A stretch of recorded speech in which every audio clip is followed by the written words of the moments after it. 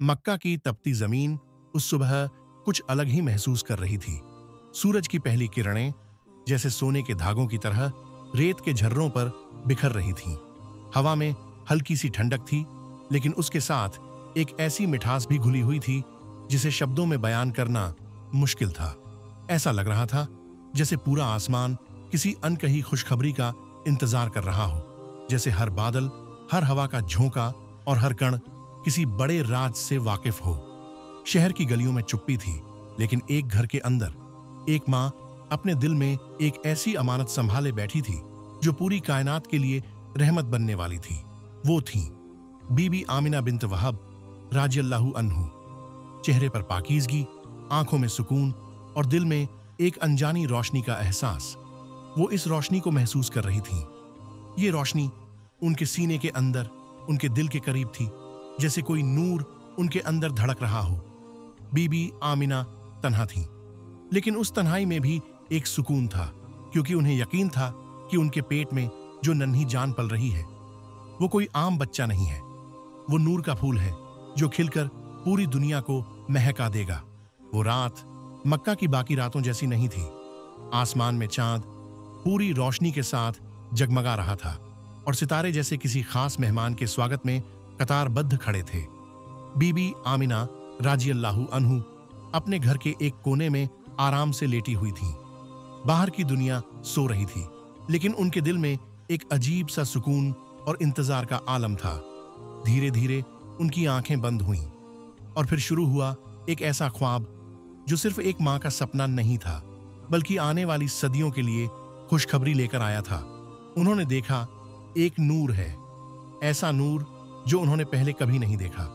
वो नूर धीरे धीरे उनके करीब आ रहा था, और जब वो नूर उनके पास पहुंचा तो महसूस हुआ कि ये नूर उनके अपने अंदर से निकल रहा है। वो नूर उठा और मक्का की गलियों से गुजरता हुआ आसमान की तरफ फैलने लगा। वो सिर्फ मक्का में नहीं रुका, उसने मदीना को छुआ, फिर सीरिया की सरजमीन को रोशन किया, फिर फारस, मिस्र, हिंदुस्तान, चीन, यहां तक कि पूरी दुनिया उस नूर की रोशनी में नहा गई। बीबी आमिना की आंखों से नींद उड़ चुकी थी, लेकिन वो ख्वाब जैसे हकीकत बनकर उनके दिल पर उतर गया था। उन्हें यकीन हो गया कि उनके पेट में जो बच्चा पल रहा है वो कोई साधारण बच्चा नहीं, वो पूरी इंसानियत के लिए रहमत बनकर आने वाला है। वह हर अंधेरे को मिटाकर रोशनी फैलाएगा, हर नफरत को मोहब्बत में बदलेगा और हर मायूस दिल को सुकून देगा।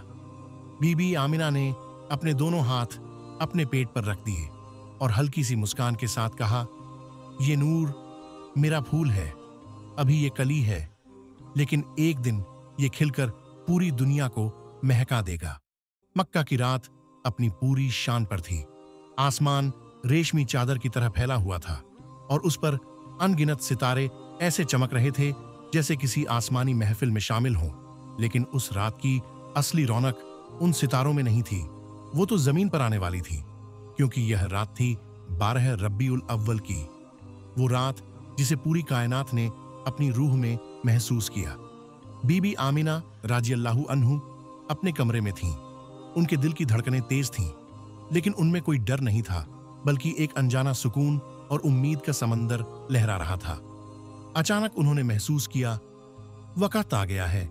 कमरे में न कोई दाई थी, न कोई औरत, लेकिन ये तन्हाई असल में तन्हाई नहीं थी, क्योंकि उस जगह फरिश्तों की कतार थी जो आसमान से उतरकर इस लम्हे के गवाह बनने आए थे। बीबी आमिना को महसूस हुआ जैसे पूरी फिजा नूर से भर गई हो।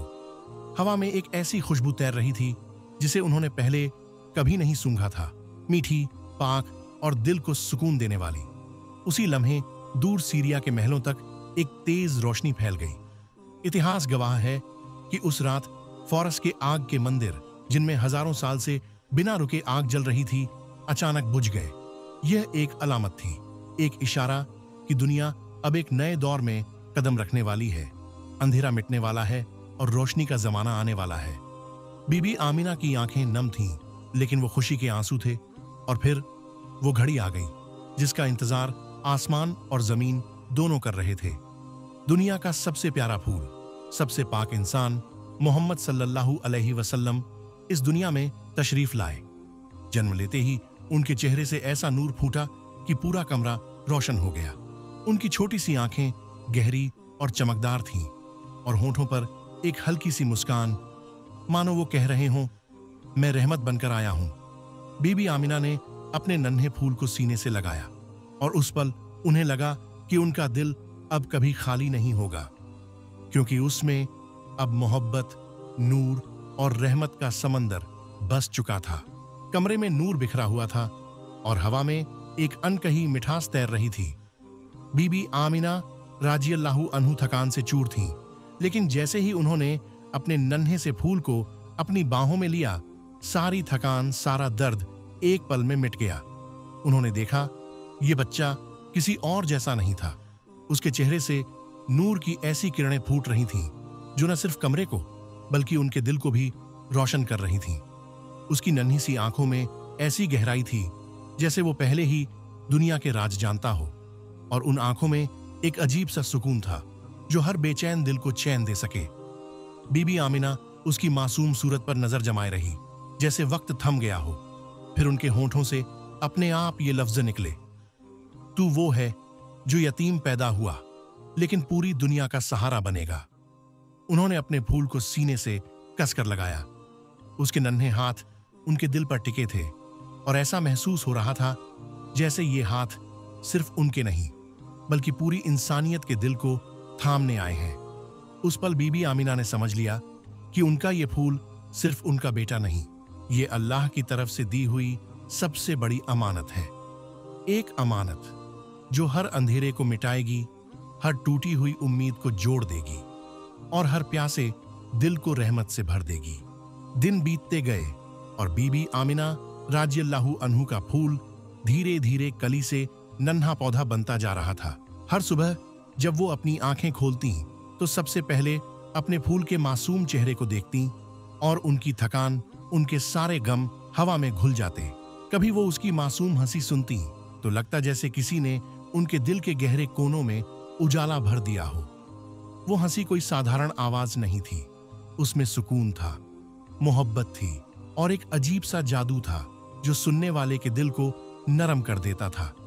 कभी वो उसके नन्हे नन्हे हाथों को अपनी उंगलियों में महसूस करती तो ऐसा लगता जैसे जन्नत की हवा उनके हाथों को छू रही हो।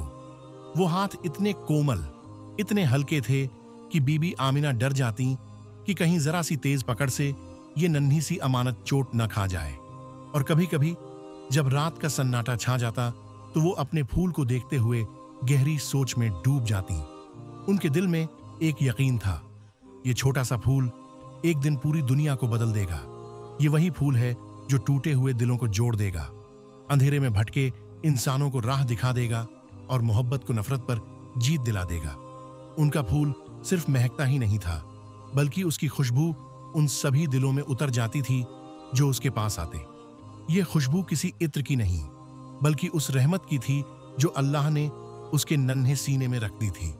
बीबी आमिना जानती थी ये फूल उनका है, लेकिन इसकी महक एक दिन पूरी कायनात को अपने आगोश में ले लेगी। आजमाइशें तो बहुत जल्दी शुरू हो गई थीं। रसूलुल्लाह सल्लल्लाहु अलैहि वसल्लम की आंखें अभी इस दुनिया की रंगतों को ठीक से देख भी नहीं पाई थीं कि उनके वालिद अब्दुल्लाह इस दुनिया से रुखसत हो गए। बीबी आमिना राजियल्लाहु अन्हु के लिए ये पहला बड़ा सदमा था, लेकिन उन्होंने अपने आंसू अपने दिल में छुपा लिए क्योंकि उनके सामने वो फूल था जो उनकी पूरी दुनिया था। उन्होंने अकेले ही इस फूल की परवरिश शुरू की। दिन रात मेहनत कर, प्यार और दुआओं से उन्होंने हर लम्हा उसे अपने आंचल में संभाला। उनकी गोद न सिर्फ मोहब्बत की जगह थी बल्कि वो पहली मदरसा थी जहां इस फूल को अच्छाई, सच्चाई और सब्र का सबक मिलता। लेकिन तकदीर की किताब में एक और इम्तिहान लिखा था। जब नबी सल्लल्लाहु अलैहि वसल्लम सिर्फ 6 साल के थे तब बीबी आमिना ने मक्का से मदीना की सफर की, अपने बेटे को ननिहाल से मिलाने के लिए। वापसी में एक जगह आई जिसे अब्वा कहते हैं। वहीं सफर के बीच बीबी आमिना की तबीयत अचानक बिगड़ गई। वो जानती थीं कि वक्त करीब है। उन्होंने अपने फूल को अपने पास बुलाया, उसकी नन्ही सी ठोड़ी को अपने हाथों में लिया और आंसुओं से भीगी आंखों से आखिरी दुआ दी, या अल्लाह, इस यतीम को तू अपना सहारा बना ले, इसे पूरी दुनिया का रहबर बना दे, इसे अंधेरे में रोशनी और मायूसी में उम्मीद बना दे। उसके बाद उन्होंने अपने बेटे की आंखों में आखिरी बार देखा, जैसे सारी मोहब्बत, सारा सुकून और सारी ताकत एक ही नजर में दे देना चाहती हूं। और फिर वो अपने रब से जा मिली। उस वीराने में नन्हा फूल खामोश खड़ा रहा। वो नहीं जानता था कि ये दुनिया अब उसके मां के आंचल के बिना कितनी ठंडी और सख्त लगने लगेगी। लेकिन शायद अल्लाह ने उसी दिन उसके दिल में ये ताकत रख दी थी कि वो यतीमी के दर्द को मोहब्बत और रहमत में बदल दे। बीबी आमिना राजियल्लाहु अन्हु इस दुनिया से जा चुकी थीं, लेकिन उनका फूल वो अब भी महक रहा था। वो फूल जिसने अपनी जड़ें मक्का की रेत में जमाई, लेकिन जिसकी खुशबू आसमानों को छूने वाली थी। ये वही फूल था जो कभी अपनी मां की गोद में सिमट जाता था। अब मक्का की गलियों में अनाथ की तरह चलता, लेकिन चेहरे पर सब्र का उजाला होता। वो फूल जो अपनी मासूम आंखों से दुनिया का हर दर्द देखता, लेकिन दिल में मोहब्बत का समंदर रखता। ताइफ की राहों में जब लोगों ने पत्थरों से उसका स्वागत किया, उसके जिस्म से लहू बहा, लेकिन उसकी जबान से बद्दुआ नहीं निकली, बल्कि रहमत की दुआ निकली। या अल्लाह, इन्हें हिदायत दे, ये नहीं जानते। सफर लंबा था, रास्ते कठिन थे, लेकिन इस फूल की महक रुकने वाली नहीं थी। उसकी खुशबू गुलाब जैसी नहीं, बल्कि ऐसी थी जो टूटी हुई उम्मीदों को फिर से जीने का हौसला देती थी। आखिरकार वही फूल जिसे बीबी आमिना ने कभी सीने से लगाकर कहा था, तू दुनिया का सहारा बनेगा, सच में पूरी इंसानियत का सहारा बन गया। वो नबी बन गया, रहमतुल लिल आलमीन सल्लल्लाहु अलैहि वसल्लम, सारी कायनात के लिए रहमत। आज भी जब हम उस फूल की महक महसूस करते हैं, तो उसमें हमें एक माँ की दुआ, एक नबी की मोहब्बत और एक रहमत की रोशनी मिलती है, जो हमेशा हमेशा हमारी राह रोशन करती रहेगी। बीबी आमिना राजियल्लाहु अन्हु की कहानी सिर्फ एक माँ और बेटे की दास्तान नहीं, ये एक ऐसा आईना है जिसमें हमें जिंदगी के सबसे बड़े सबक दिखाई देते हैं। सबसे पहला सबक, अल्लाह का चुना हुआ बंदा चाहे कितनी भी आंधियां और तूफान झेले, फिर भी महकता रहता है। जैसे रेगिस्तान में एक फूल अपनी खुशबू नहीं छोड़ता, वैसे ही नबी सल्लल्लाहु अलैहि वसल्लम ने हर तकलीफ में रहमत बांटी, नफरत का जवाब मोहब्बत से दिया। दूसरा सबक, एक माँ की दुआ उसकी औलाद के सिर पर हमेशा साया बनकर रहती है।